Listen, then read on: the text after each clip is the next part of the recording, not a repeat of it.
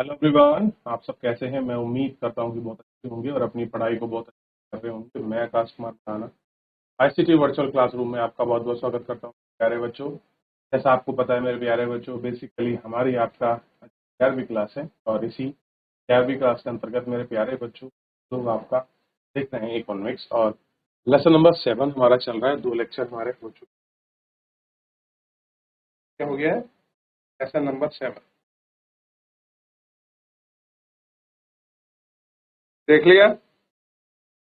पर्यावरण में को कुछ यथावत छोड़ दिया जाए, निरंतर लाखों वर्ष तो जीवन का सहारा बन सकता है। इस योजना में एक माह सर्वाधिक स्थिर और सर्वाधिक चीजें को आप लोग देख सकते हैं। मनुष्य की प्रौद्योगिकी और औद्योगिकता है तो हम लोग आपका देख सकते हैं।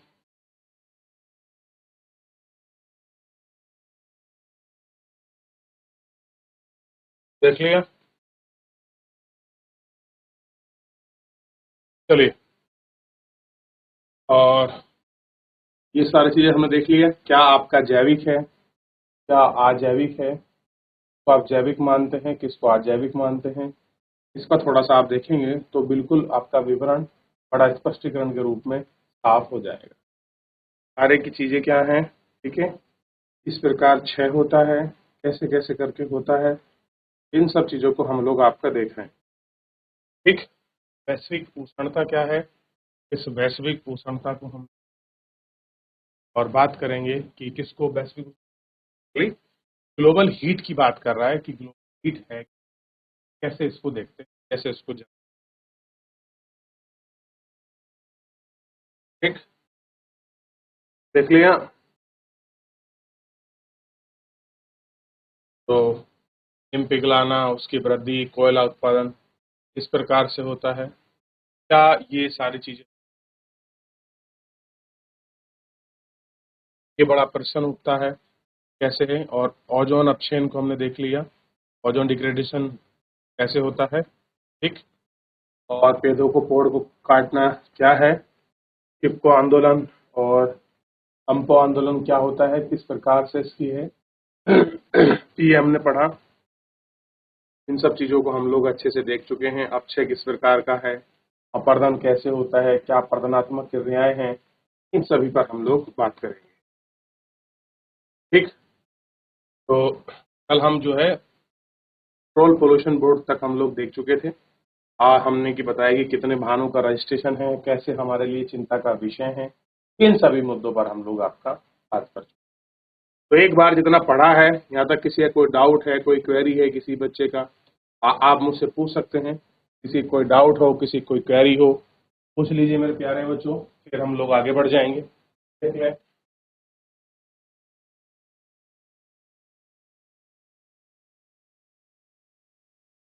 चलिए आगे बढ़ जाते हैं। इसी के साथ इन सारी चीजों को हम लोग देख लिए, चिपको आंदोलन को पढ़ लिया था। अब थोड़ा हम पढ़ते हैं पोल्यूशन कंट्रोल बोर्ड के बारे में, कैसे पोल्यूशन हुआ, क्या चीजें हैं, कैसे नियंत्रक रही, किस तरीके से हम इनको देख सकते हैं। भारत में वायु तथा जल प्रदूषण की दो प्रमुख पर्यावरण चिंताओं से निपटने सरकार ने 1974 में केंद्रीय पोल्यूशन बोर्ड नियंत्रक की स्थापना की। तो पर्यावरणीय जो आपकी चिंता और आपके निपटान के, ये सरकार ने क्या किया, वर्ष 1974 में क्या बनाया, केंद्रीय पोल्यूशन नियंत्रण बोर्ड CPCB की स्थापना की। इसके बाद राज्य स्तर पर सभी पर्यावरण चिंताओं से निपटाने के लिए राज्य ने अपने अपने बोर्ड CPCB जल वायु प्रदूषण से संबंधित सूचनाओं का संकलन और वितरण, वे कचड़े व्यापार निकासी उत्सर्जन मानक निर्धारित कर। ये बोर्ड सरकार को जल प्रदूषण आम नियंत्रण और कमी के लिए जलधाराओं द्वारा नदी और कुओं को स्वच्छता के संदर्भ में तकनीकी सहायता प्रदान कर। इनका कार्य ऊर्जा की गुणवत्ता में सुधार करना भी है। देश के वायु प्रदूषकों को नियंत्रण के द्वारा सरकार में तकनीकी सहायता प्रदान कर। क्या करते हैं इनको, तकनीकी सहायता प्रदान। तो पता लगा कब बना, 1974 में बना। कार्य क्या है, जो आपका है, एयर है, और लैंड है में आपका जो हमारी पॉल्यूशन है उनकी इंफॉर्मेशन और उनसे संबंधित जो आपकी चीजें हैं उनके मानक, उनके बोर्ड, उन सभी को देखते हैं और उन पर आपका ये बोर्ड जल व वायु प्रदूषण से संबंधित समस्या की जांच और अनुसंधान क्या करते हैं, उनकी जांच करते हैं और साथ में जांच के अलावा उनका जो है अनुसंधान भी करते हैं किस तरह से हो, क्यों हो रहा है और कौन से ऐसे रीजन है जिनकी वजह से कम हो सकता है। अब देखिए पहले BS3 मानक आया, फिर BS4 आया, फिर BS5 ना आके सीधा BS6 आया। ये क्या है, ये अनुसंधान, ये आपका रिसर्च की ही देन है। और वे जिनके लिए वे संचार के माध्यम से जन जागरूक कार्य संगठन CBC कचरे, वाणिज्यिक अपशिष्ट, नुकसान उपचार आदि के लिए क्या करते हैं, नियमावली, संहिता और मार्ग सूचिका तैयार करते हैं। उद्योग के विनियमन के लिए वस्तु की गुणवत्ता का मूल्यांकन करते हैं। वास्तव में आपने जिला स्तरीय अधिकारी के माध्यम से राज्य बोर्ड अपने क्षेत्रों में आने वाले प्रत्येक उद्योग का समय पर निरीक्षण व निकास, गैसीय उत्सर्जन के हेतु सरकार के उपाय की उपलब्धता का विश्लेषण। वे उद्योग जो स्थान निर्धारण व नगर नियोजन के लिए आवश्यक पृष्ठभूमि और गुणवत्ता के आंकड़े प्रदान करें। पोल्यूशन नियंत्रण बोर्ड जल प्रदूषण से संबंधित तकनीकी और सांख्यिकी आंकड़ों का संकलन, संपादन और वितरण में 125 नदियां, इनमें से उपनदियां भी शामिल हैं। कुएं, झील, खाड़ी, तालाब, टैंक, नाले और नहरों की गुणवत्ता की देखरेख, निकट के कारखाने सिंचाई विभाग में जल तथा के लिए उनके द्वारा किए गए उपाय और जुड़ाव आपका इकट्ठा किए गए। ठीक, वायु तथा जल प्रदूषण से संबंधित जागरूकता कार्यक्रम में आप समाचार पत्रों, रेडियो, दूरदर्शन, अपने स्थानिक इलाकों, विज्ञापनों को देखेंगे और कुछ समय तक कतरने, पेल्टेन और अन्य सूचनाओं को भी उन कक्षाओं पर आपकी हम चर्चा करेंगे। ये सारे आपके चर्चा के बिंदु हैं, किस प्रकार से कंट्रोल पोल्यूशन बोर्ड आपका वर्क करता है।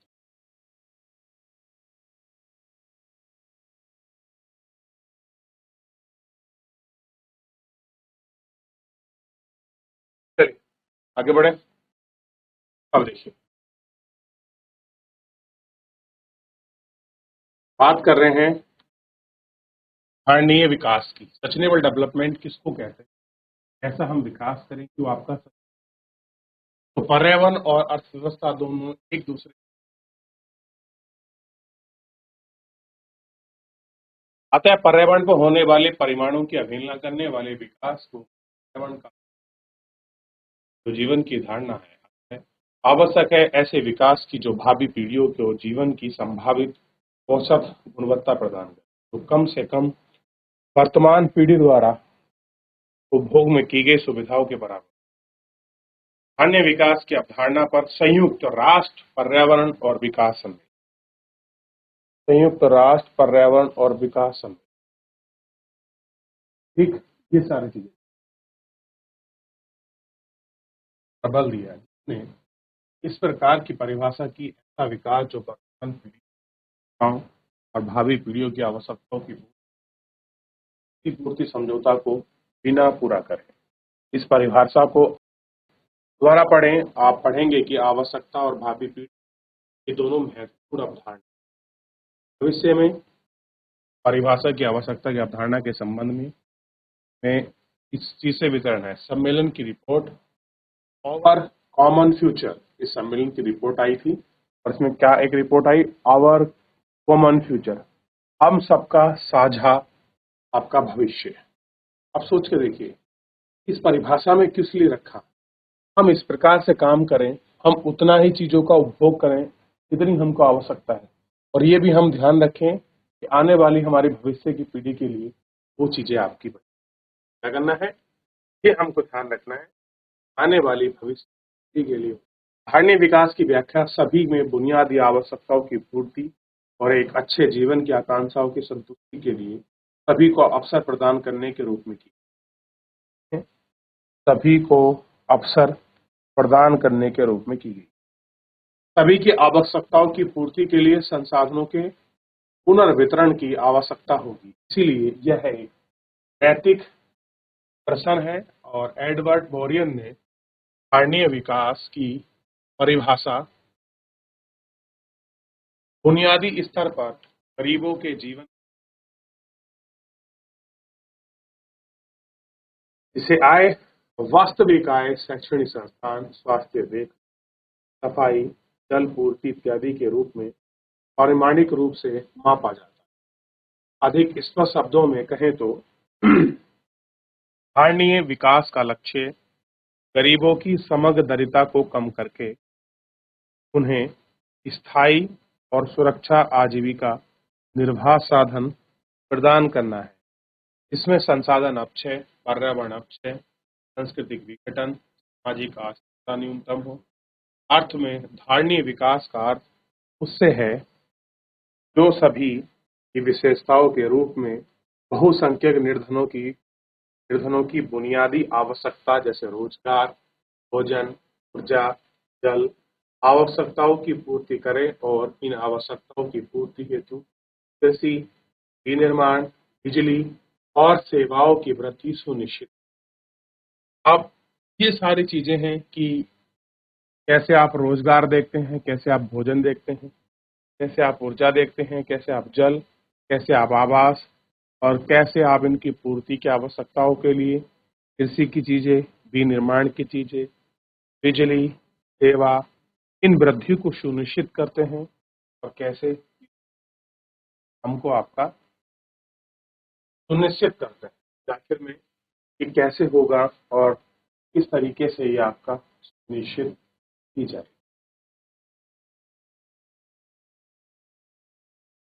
ब्रिटेन लैंड कमीशन ने भावी पीढ़ी को संरक्षित करने पर जोर दिया। ये क्या है? भावी पीढ़ी ने इसको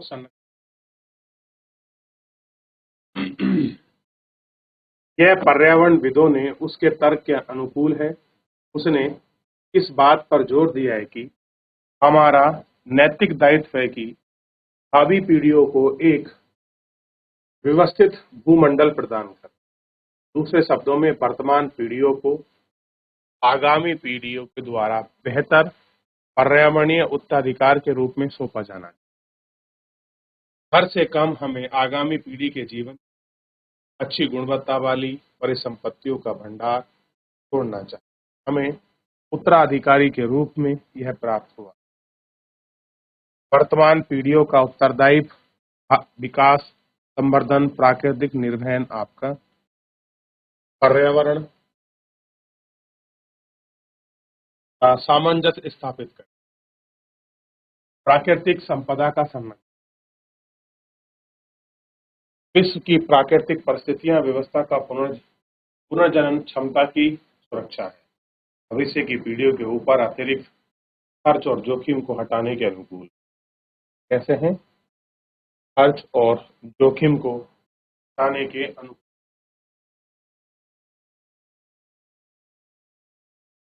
देख लिया।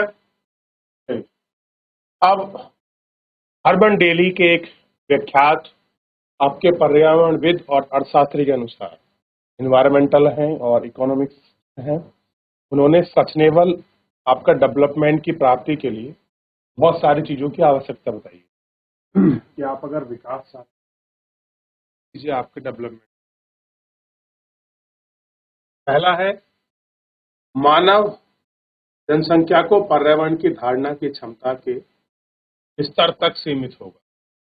पर्यावरण की धारण क्षमता एक जहाज भार ढोने की।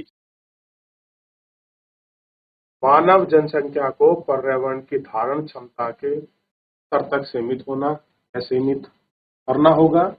पर्यावरण की धारण क्षमता एक जहाज के भार ढोने, यानी कि अगर मानव की जो भी जनसंख्या है वो पर्यावरण की जो धारण करने की क्षमता है उसको सीमित करना, पर्यावरण धारण से मान लीजिए जैसे कि एक जहाज में भार ढोने के समान। इतना एक जहाज भार ढोता है ऐसे ही पर्यावरण किसी क्षमता को अपने ऊपर धारण करता है, वो उसके समान। अर्थव्यवस्था की इस प्रकार की भावों को मनुष्य की संख्या पृथ्वी की धारण क्षमता से अधिक हो सकती है, जो हमें स्थानीय विकास से दूर ले जाती है। क्या करती है? जो हमें स्थानीय विकास से दूर ले जाती है।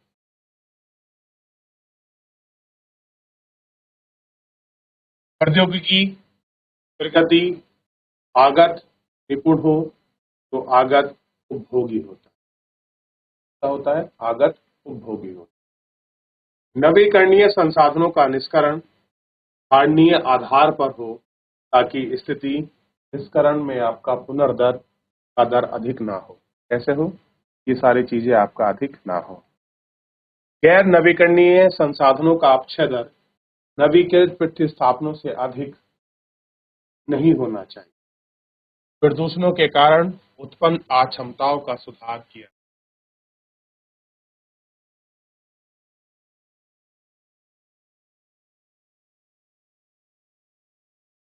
देख लिया? चलिए, अब 2015 में संयुक्त राष्ट्र, या जिसको हम कहते हैं यूएन कहते हैं, यूनाइटेड नेशन, संयुक्त राष्ट्र ने 2023 तक हासिल किया 17 विकासात्मक इन लक्ष्यों का वितरण एकत्र करके भारत में संदर्भ में उन पर चर्चा को देखा गया। धारणीय विकास की रणनीति। धारणीय विकास की क्या है? ऊर्जा के गैर परंपरागत स्रोत का उपयोग। जैसा कि आप जानते हैं, भारत अपनी विकास के लिए थर्मल और हाइड्रो पावर संयंत्र में बहुत अधिक। भाई, अगर आपको बिजली चाहिए, बिजली उत्पन्न करने के लिए थर्मल और हाइड्रो पावर दो ऐसे ऑप्शन हैं जो हमको इलेक्ट्रिक प्रदान करते हैं। जो बिजली हमको चाहिए, जो ऊर्जा हमको चाहिए, वो हमारी। इन दोनों का पर्यावरण पर प्रतिकूल प्रभाव पड़ता है। थर्मल पावर संयंत्र बड़ी मात्रा में कार्बन डाइऑक्साइड का उत्सर्जन करते हैं, जो एक ग्रीन हाउस गैस है। थर्मल पावर प्लांट से बड़ी मात्रा में कह रहे कि जो हमारे थर्मल पावर प्रोजेक्ट हैं, वो पहली बात तो ग्रीन हाउस गैस का इमिशन करते हैं, और पावर प्लांट में बड़ी मात्रा में क्या निकलता है? धुआं। और धुएं के रूप में क्या निकलती है? ऐश, जिसको हम राख कहते हैं। आपने देखा होगा, बनाते हैं चूल्हे में जो आपका राख बच जाती है, वो वही राख सही महीन राख के रूप में तो बोलते हैं ऐश। जल, भूमि और पर्यावरण के अन्य घटकों के प्रदूषण के कारण हो सकता है। जल विद्युत परियोजनाओं से वन जगमग हो जाते हैं। नदी प्रवाह क्षेत्र नदियों की घाटियां और हस्तक्षेप करते हैं, और वायु राशि और किरणें पारंपरिक ऊर्जा के अच्छे उदाहरण। हाल ही के वक्त ऊर्जा के संसाधनों का लाभ उठाने के लिए कुछ प्रयास किए जाए। आपने इन क्षेत्रों में स्थापित किसी भी इकाई का वितरण एकत्रित करें और कक्षा पर चर्चा की। देख लिया? ग्रामीण गैस में एलपीजी का गोबर से। अब आप देखिए किस तरीके से उत्सर्जन होता है। आपने गोबर गैस संयंत्र लगा है, उसको आप देख सकते हैं।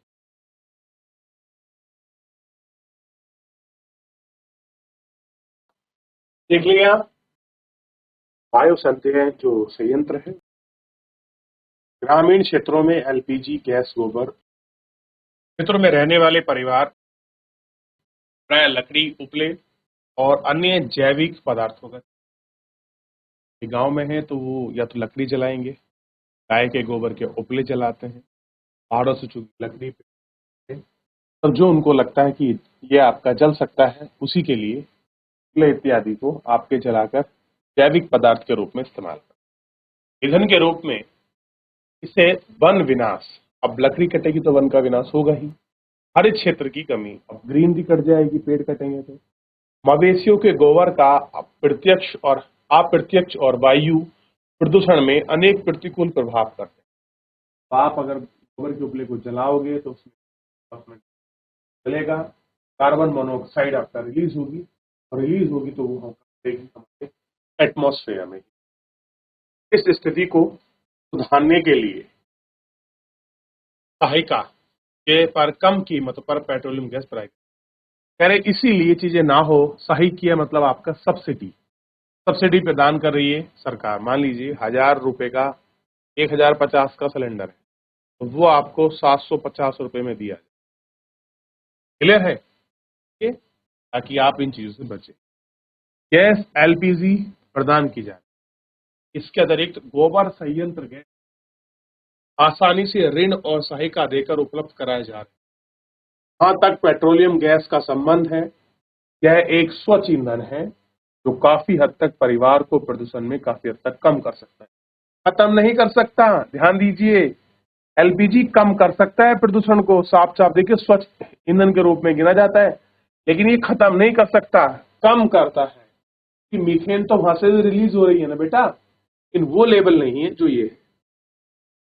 फिर ऊर्जा का अपव्यय भी कम है। और गोबर गैस संयंत्र के चलाने के लिए गोबर में संयंत्र में गोबर डाला जाता है और उससे गैस उत्पन्न होती है, जिससे ईंधन के उपयोग में क्या आता है, जो बच जाता है वह बहुत ही अच्छा जैविक उर्वरक और आपका मृदा अनुकूल होता है।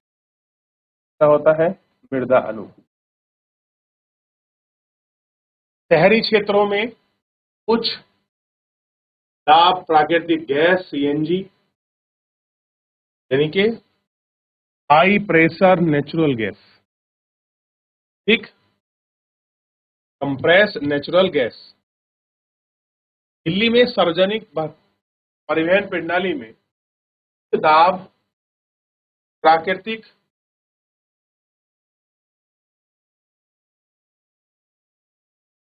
गैस सीएनजी के ईंधन के रूप में वायु प्रदूषण बड़े पैमाने पर कम हुआ है। जो प्रदूषण होता था, अब हम पेट्रोल आपके डीजल की जगह कौन से ईंधन ले आए हैं? सीएनजी के। और सीएनजी चलने से क्या हो रहा है? प्रदूषण में आपका बहुत सारी कमी आई है। पिछले कुछ वर्षों में हवा स्वच्छ हुई है और भारतीय शहरों में सीएनजी उपयोग को प्रोत्साहन मिला है। अब लोग क्या भराने लग गए हैं? आपका सीएनजी भराने लगे। लोगों को लगता है कि सीएनजी भराकर भी है, पोल्यूशन कम होता है और एवरेज भी अच्छा देती है। इन सब चीजों से आपका वायु शक्ति, जिन हवा में, जिन क्षेत्रों में हवा की गति आमतौर पर तीव्र होती है, वहां पवन चक्की से बिजली प्राप्त की जाती है। ऊर्जा का यह स्रोत पर्यावरण के लिए प्रतिकूल नहीं है डालता। हवा के साथ साथ टरबाइन घुमाते हैं और बिजली पैदा करते हैं। इसमें कोई शक नहीं है कि प्रारंभिक व्यय बहुत अधिक है, यानी कि इनिशियल स्टेज में बहुत खर्चा होता है, लेकिन इसके ऐसे लाभ हैं, इससे अत्यधिक लागत में कम करता है। तो अब अलग अलग लेवल है बिजली बनाने के। सबसे पहले बिजली बनाने के बाद में पढ़ेंगे। पहले आप सबसे पहले देखिए, सस्टेनेबल डेवलपमेंट के लिए जो चीजें होनी चाहिए वो पीढ़ी के अनुसार वैसा ही है या कुछ उनमें बदलाव या अंतर है, ये आपको दे देगा। देखिए,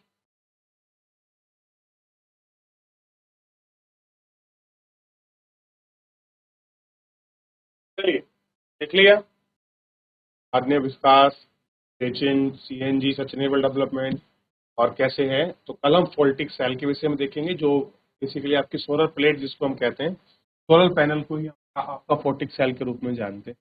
ये देखना है। चलिए फिलहाल आज के लिए इतना ही, मिलते हैं नेक्स्ट लेक्चर में।